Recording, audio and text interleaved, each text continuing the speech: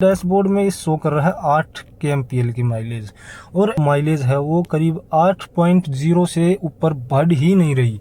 गाड़ी हल्की सी डेंट जो है वो पड़ा हुआ है। एक्चुअली 8 का माइलेज मायने रखता है इतना को। जैसे अब हमने बंद कर दिया, अब गेट ओपन करते हैं तो ये जल जाएगा। एंड हर गाड़ियों में आता है। नीचे उतर के दिखाता हूँ आप लोगों को। जैसे ये मैंने अपनी गाड़ी खोल दी, तो हाईवेज के ऊपर जब आप ज़्यादा लंबा ड्राइव करते हो तो लेडीज़ों को वोमिटिंग की प्रॉब्लम जो है वो शुरू हो जाती है। तो उसके लिए हेलो भाई, मैं हूं संदीप कुमार, और काफ़ी समय के बाद फिर से मैं अपनी टाटा पंच की जो है वो वीडियो आप लोगों के सामने लेके आया हूं। देख सकते हैं जो 7000 प्लस मैंने ये गाड़ी चला ली है, और करीब नेक्स्ट मंथ इसको 1 साल कंप्लीट हो जाएगा। ये नवंबर चल रहा है, दिसंबर 2023 में मैंने ये गाड़ी जो है वो परचेज़ की थी, तो करीब 1 साल कंप्लीट होने वाला है। तो इस 1 साल में मेरे साथ जो एक्सपीरियंस था इस कार को, वो मैं आप लोगों के साथ आज की इस वीडियो में शेयर करने वाला हूँ। तो चलिए वीडियो शुरू करते हैं।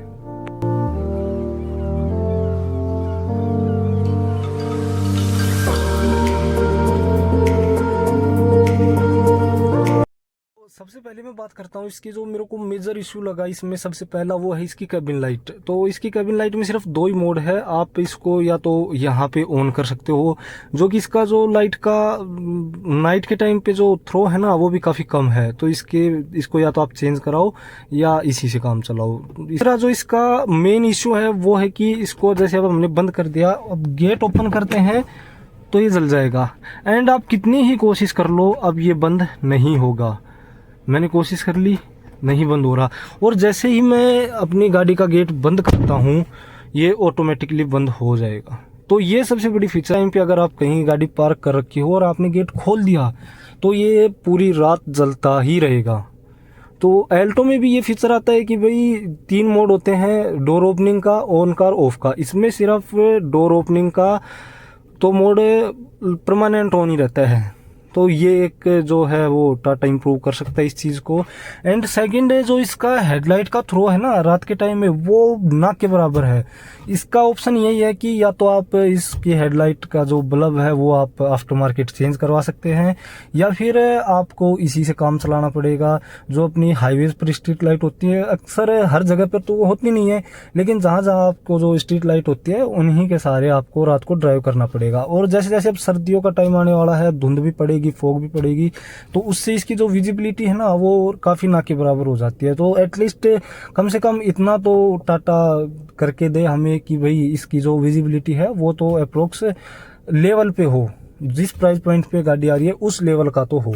एंड थर्ड बात करते हैं वो है इसकी जो इशू है वो है माइलेज का। आप देख सकते हैं 8 kmpl का माइलेज दे रही है ये गाड़ी मेरे को। जो इसकी स्पीडोमीटर है, डिजिटल कंसोल है, इसमें 8 kmpl का माइलेज जो है वो शो कर रही है। और एक्चुअल लाइफ में भी ये गाड़ी हमें 8 kmpl का ही माइलेज दे रही है। एक्चुअली मैंने जो टैंक टू टैंक टेस्ट है वो अभी तक नहीं किया है। बड़ी जल्दी मैं वो टैंक टू टैंक टेस्ट करने वाला हूँ, तो उसकी वीडियो भी आप लोगों को हमारे चैनल पर देखने को मिल जाएगी। सो आप चैनल को सब्सक्राइब कर सकते हैं, और जो वो बेल वाला आइकन है आप उसे भी प्रेस कर सकते हैं। एंड जब मैं इसका टैंक टू टैंक टेस्ट करूंगा तो मैं जो टाटा का सर्विस सेंटर है वहाँ पे भी पहले जाऊंगा, उनको भी इस बारे में जो है मैं बताऊंगा। क्योंकि जो सेकंड सर्विस हुई थी ना उससे पहले तक ये 14 का यहाँ पे माइलेज जो है वो शो कर रही थी। यहाँ पर 14 का माइलेज है वो शो कर रही थी। एंड देन सेकंड जो फ्री सर्विस हुई थी ना उसके बाद से इसका माइलेज है वो ऑटोमेटिकली 8 के ऊपर आके शिफ्ट हो गया। और मेरी जो रनिंग है ना वो एक्चुअली है हाईवेज पर ही, क्योंकि मैं दिल्ली से जब अपने घर के लिए जाता हूँ जयपुर हाईवे पर, तो प्रॉपर मेरा पूरा हाईवे है। सिटी में ना के बराबर मैं अपनी जो है कार वो ड्राइव करता हूँ, लेकिन फिर भी हाईवे पर भी 8 का माइलेज, ये बड़ी ही शॉकिंग मेरे लिए न्यूज़ है।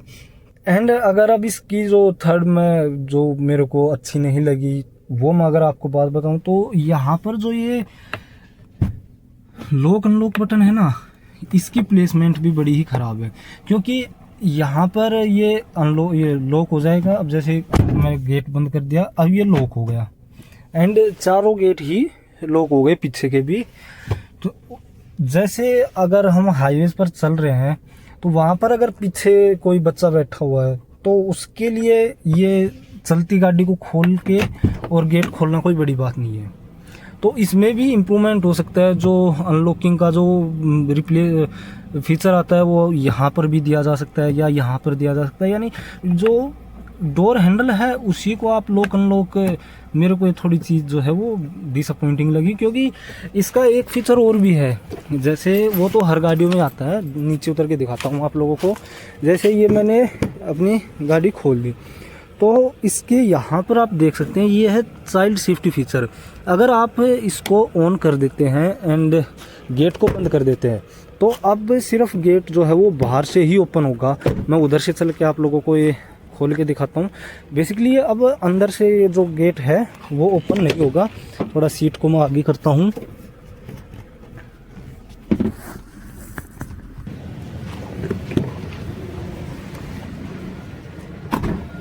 अब जैसे मैं अंदर बैठ गया गाड़ी में, अब मैंने इस दरवाजे के ऊपर जो चाइल्ड सेफ्टी फीचर है वो लगा दिया है। तो देख सकते हो ये अंदर से बिल्कुल भी नहीं खुलेगा।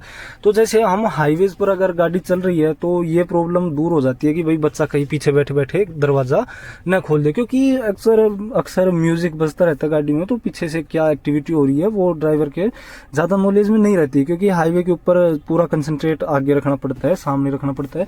तो इसके लिए चाइल्ड सेफ्टी फीचर है। लेकिन अगर कोई एडल्ट बैठा है पीछे तो उसके लिए प्रॉब्लम की ये बात है कि भाई अगर वोमिटिंग, अक्सर लेडीज को वोमिटिंग हो जाती है गाड़ी के लंबे सफर में। हाईवेज के ऊपर जब आप ज़्यादा लंबा ड्राइव करते हो तो लेडीज़ों को वोमिटिंग की प्रॉब्लम जो है वो शुरू हो जाती है। तो उसके लिए या तो आप गाड़ी साइड में लगाओगे, फिर उतरोगे, ड्राइवर उतरेगा एंड देन फिर ये बाहर से खोलेंगे, या फिर आप मिरर को डाउन करोगे तो ये भी एक सेफ्टी फीचर आता है वहाँ से, मैंने वो भी इनेबल कर रखा है। तो मिरर को आप डाउन करोगे एंड देन बाहर से आप इस गेट को खोलोगे, तो ये थोड़ा डिसअपॉइंटिंग सा लगता है, क्योंकि तब तक तो थोड़ी ना रुकेगा, उल्टी तो आ जाएगी। तो ये फीचर थोड़ा मेरे को बहुत ही अजीब सा लगता है। चाइल्ड सेफ्टी फीचर तो अच्छा है, वेल एंड गुड है, लेकिन अगर टाटा ये जो अनलॉकिंग फीचर है ये यहाँ पर रिप्लेस कर दे या यहाँ पर लगा दे तो काफ़ी, यानी कि बेस्ट ये चीज़ हो सकती है। क्योंकि गेट सिर्फ आप खोलने के लिए इसे यूज़ कर सकते हैं, अनलॉकिंग के लिए ये मेरे को इतना ज़्यादा यूज़फुल नहीं लगता। एंड अब आप देख सकते हो सामने मैंने वो जो गेट है वो खुला छोड़ रखा है, तो अभी भी ये जो कैबिन लाइट है ये जली रही है। आप कितनी ही कोशिश कर लो ये कैबिन लाइट बंद नहीं होगी, इसके लिए आपको डोर ही क्लोज करना पड़ेगा। तो अब इस गेट से हम चलते हैं बाहर, पीछे कोई गाड़ी नहीं है एंड अब इस गेट से बाहर चलते हैं। और अब मैं आप लोगों को कुछ और इसकी जो इंटरेस्टिंग बातें हैं वो मैं बताने वाला हूँ। तो गाड़ी करते हैं बंद एंड जो इसकी बिल्ड क्वालिटी है ना वो तो भाई साहब A1 है ना, क्योंकि जो टाटा का लोहा है ना बड़ा ही मजबूत है।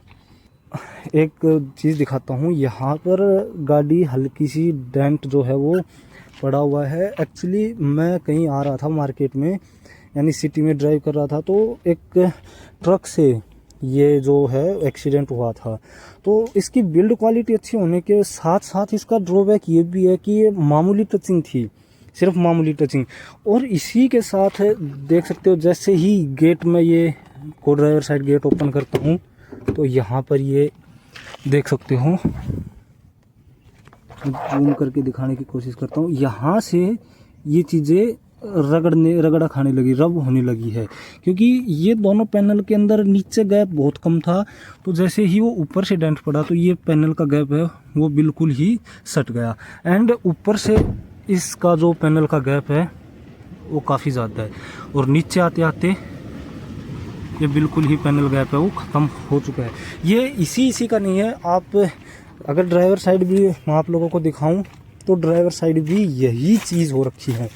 ये देखो ऊपर पैनल गैप कितना है एंड नीचे आते आते आते आते कम हो गया। उधर से ज़्यादा है इधर पैनल गैप, क्योंकि वो एक्सीडेंटल है, थोड़ा टचिंग हो गई थी, डेंट पड़ा हुआ है, उसको भी मैं अभी ठीक कराऊंगा। तो वो वीडियोस भी आप हमारे चैनल पर देखोगे बट बहुत जल्द ही हूँ।